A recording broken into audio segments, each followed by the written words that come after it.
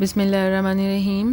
السلام علیکم عزیز طالبات، مطالعہ پاکستان 12ویں جماعت کی آن لائن لیکچر سیریز میں خوش آمدید۔ آج ہم اگلا ٹاپک پڑھیں گے۔ سوال جو اس سلسلے میں امتحان میں آتا ہے وہ کچھ اس طرح ہے: نظریہ پاکستان کے اجزائے ترکیبی بیان کریں۔ تو آج ہم نظریہ پاکستان کے اجزائے ترکیبی پڑھیں گے۔ اس سلسلے میں دو ٹرمز اس کے اندر آپ دیکھیں گے: نظریہ پاکستان اور اجزائے ترکیبی۔ بر صغیر کے تاریخی تناظر میں نظریہ پاکستان سے مراد وہ نظریہ ہے جو بر صغیر کے مسلمانوں نے پاکستان حاصل کرنے کے لیے متعارف کروایا تھا۔ پچھلے لیکچر میں بھی ہم نے یہ بات ڈسکس کی کہ یہ مسلمانوں کا وہ خیال تھا جس کی بنا پہ وہ اپنے آپ کو ہندوؤں سے الگ قوم تصور کرتے تھے، یعنی کہ نظریہ اسلام ہی اصل میں نظریہ پاکستان ہے۔ تو مختلف مفکرین جو ہے ان کی نظر میں نظریہ پاکستان اور نظریہ اسلام ہم معنی ہیں۔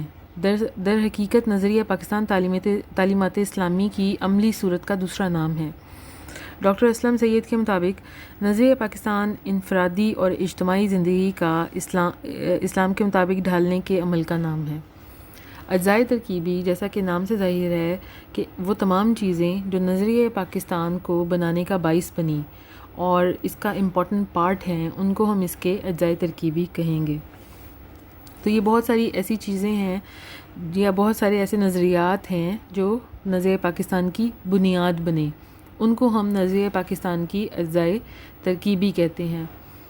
کہ اسلام تو مطلب نظریہ پاکستان کی بنیاد تو اسلام ہے، اور اسلام محض عبادات اور رسومات کے مجموعے کا نام نہیں بلکہ ایک مکمل ضابطہ حیات ہے جو زندگی کے تمام تقاضوں کو پورا رکھنے کی مکمل صلاحیت رکھتا ہے۔ تو آج ہم نظریہ پاکستان کے کچھ ضروری اجزائے ترکیبی جو ہے وہ اس لیکچر میں دیکھیں گے۔ اس میں پہلے نمبر پہ عقائد آتے ہیں، عقائد و عبادات۔ جیسا کہ آپ جانتے ہیں کہ بر صغیر میں مسلمانوں کو انگریزوں کے دور حکومت میں ہندوؤں نے بھی بری طرح دبایا۔ تو عقائد کا جب پاکستان کے قیام کا مطالبہ کیا گیا تو اس کے پس منظر میں یہ سوچ بھی کار فرما تھی کہ مسلمان اپنے دین کے مطابق زندگی گزار سکیں اور اپنی عبادات کی ادائیگی میں رکاوٹ محسوس نہ کر سکیں۔ تو کیونکہ نظریہ پاکستان کی بنیاد اسلام پر ہے، تو پاکستان کے قیام کے مطالبے کا مقصد یہ تھا کہ مسلمان اپنے عقائد کے مطابق زندگی گزار سکیں اور ان کو اپنی عبادات کی ادائیگی میں کوئی رکاوٹ نہ آئے۔ ہمارے عقائد میں کیا کیا چیزیں شامل ہیں؟ ہمارے عقائد میں توحید، رسالت، یوم آخرت، فرشتوں اور الہامی کتابوں پر ایمان لازم ہے۔ عقائد کی درستگی اسلامی نظام کی پہچان ہے۔ تو پاکستان کے قیام کا مقصد توحید و رسالت اور دیگر عقائد پر درست طریقے سے عمل کرنا تھا۔ دوسرے نمبر پہ ہیں جی عبادات۔ عبادات میں کیا کیا چیزیں آتی ہیں؟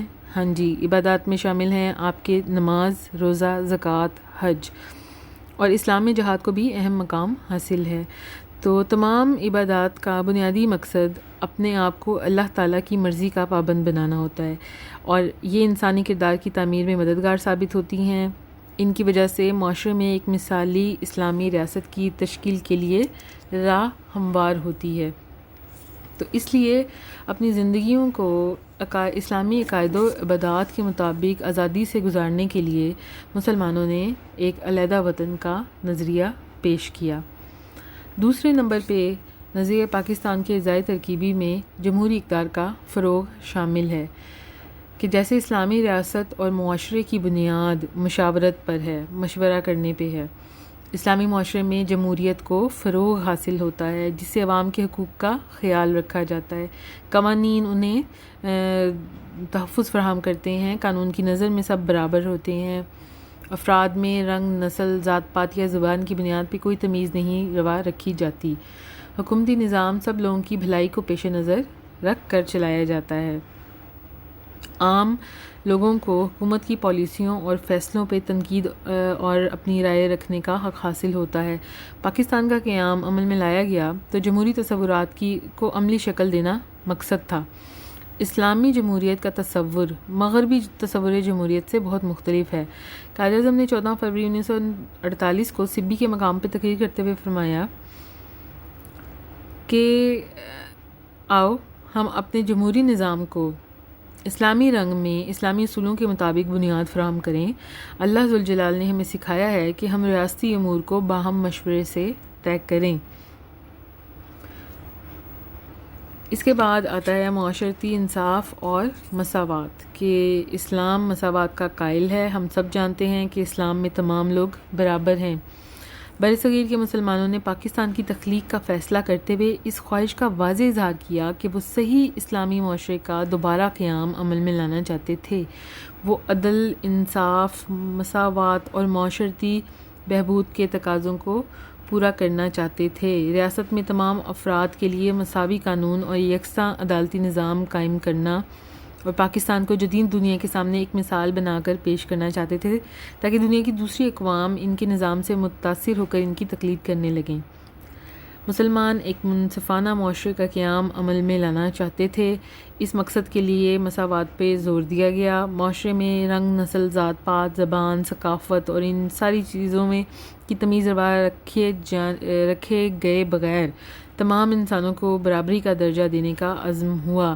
تو اس طرح سے معاشرتی عدل و انصاف جو ہے وہ نظریہ پاکستان کا ایک اہم پلر تھا، کہ اس وقت کے معاشرے میں بر صغیر میں ہندوؤں کی اپنی ذاتی کاسٹ کے سسٹم تھا۔ ان کے اپنے مذہب کے اندر ہی 4 مختلف درجے تھے، اور نچلے درجے کی ذاتوں کو کوئی بھی انسانی حقوق حاصل نہیں تھے۔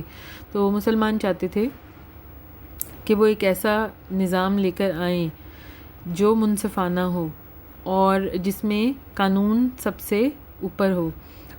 وہ ایک ایسی مثالی ریاست بنانے کا خواب دیکھتے تھے جس میں اخوت، بھائی چارہ، برداشت، باہمی تعاون کے جذبے جس کی بنیاد ہوں۔ اس کے بعد شہریوں کے حقوق و فرائض بھی نظریہ پاکستان کے اہم پوائنٹس میں شامل ہے، کہ اسلامی معاشرے میں شہریوں کو کہ جو حقوق ریاست پہ عائد ہیں وہ ریاست کو پورے کرنے ہوتے ہیں، اور اسلام نے جو فرائض افراد پر عائد کیے ہیں وہ شہریوں کو ادا کرنے ہوتے ہیں۔ تو حقوق و فرائض آپس میں لازم و ملزوم ہیں، لہٰذا فرائض کی ادائیگی ہر فرد پہ لازم ہے۔ قیام پاکستان کی غرض یہ بھی تھی کہ انسانوں کو برابر حقوق ملیں، اسی لیے اقلیتوں کو تحفظ دینے کی سوچ بھی نظریہ پاکستان میں شامل تھی۔ قائد اعظم نے واضح کر دیا تھا کہ پاکستان میں اقلیتوں کے حقوق کا پورا خیال رکھا جائے گا، ان کے جان، مال، عزت اور مذہبی روایات کا تحفظ کیا جائے گا۔ اور قیام پاکستان در حقیقت اسلامی معاشرے کے قیام کی طرف ایک بڑا اہم قدم تھا، تاکہ مسلمان اپنے مذہبی اصولوں کے مطابق روزمرہ کی اجتماعی اور انفرادی زندگی گزار سکیں۔ مسلمانوں کے درمیان اخوت اور بھائی چارہ جو ہے وہ قائم کرنا بھی نظریہ پاکستان کے بنیادی اصولوں میں شامل تھا۔ دین اسلام امن کا داعی ہے اور مسلمانوں کے مابین اخوت، بھائی چارے کے جذبے کو فروغ دینے پر زور دیتا ہے۔ بھائی چارے سے محبت، خلوص، قربانی، احساس، شفقت، ان جذبات میں اضافہ ہوتا ہے۔ تمام مسلمان ایک دوسرے کے بھائی ہیں، ایک دوسرے کے دکھ سکھ میں اور خوشی میں شریک ہوتے ہیں، ایک دوسرے کی بھرپور مدد کرتے ہیں۔ اسلامی ریاست میں یہی اعلیٰ اور بلند جذبے ریاست کو مضبوط سے مضبوط تر بنائے جاتے ہیں، ان سے معاشرہ اسٹرانگ ہوتا ہے، اور دین اسلام جو ہے کیونکہ وہ امن کا پیغام دیتا ہے، تو ایک پرامن معاشرے کا قیام جو ہے وہ نظریہ پاکستان کا ایک اہم پوائنٹ تھا۔ اس کے علاوہ کچھ اور چیزیں جو اس میں آپ بیان کر سکتے ہیں، اس میں قانون کی حکمرانی شامل ہے، کہ قانون کی حکمرانی اسلام کے اجتماعی نظام کی امتیازی خصوصیت ہے۔ اس کی بنیاد اس تصور پہ ہے کہ قانون کا سرچشمہ اللہ تعالیٰ ہے۔ قرآن اور وحی پر مبنی اسوہ رسول قانون کی بنیاد ہے، اور قانون کی نظر میں سب لوگ برابر ہیں۔ امیر، غریب یا چھوٹے بڑے کا کوئی تصور نہیں، سب لوگوں پر قانون کا نفاذ برابر ہے۔ اس کے علاوہ رواداری جو کہ اسلام کی ایک بنیادی خصوصیت ہے۔ رواداری کا مطلب ہے دوسروں کو برداشت کرنا۔ اسلام غیر مسلمانوں سے رواداری کا درس دیتا ہے۔ اسلام میں تمام لوگ ایک دوسرے کا خیال رکھتے ہیں، ایک دوسرے کے مذہب کا خیال رکھتے ہیں، احترام کرتے ہیں۔ رواداری کا قائم کرنا بھی پاکستان کے قیام کا ایک اہم مقصد تھا۔ تو عزیز طالبات، اس چھوٹے سے لیکچر میں ہم نے مختصراً دیکھا کہ قیام پاکستان کے پیچھے جو کار فرما نظریہ پاکستان ہے اس کے بنیادی اجزائے ترکیبی کیا ہیں، وہ کون سے اصول تھے، وہ کون سے پرنسپلز تھے، وہ کون سے چیزیں تھیں جن کو ملا کر نظریہ پاکستان تشکیل دیا گیا۔ مقصد یہ کہ ایک الگ وطن حاصل کرنے کا جو خیال تھا اس کے پیچھے کیا سوچ کار فرما تھی کہ مسلمان کیا چاہتے تھے کہ وہ ایک نئے ملک میں کس طریقے سے زندگی گزاریں۔ تو یہ تمام نظریہ پاکستان کے اجزائے ترکیبی میں شامل ہیں۔ امید ہے کہ آپ کو اچھی طرح سے سمجھ میں آ گئے ہوں گے۔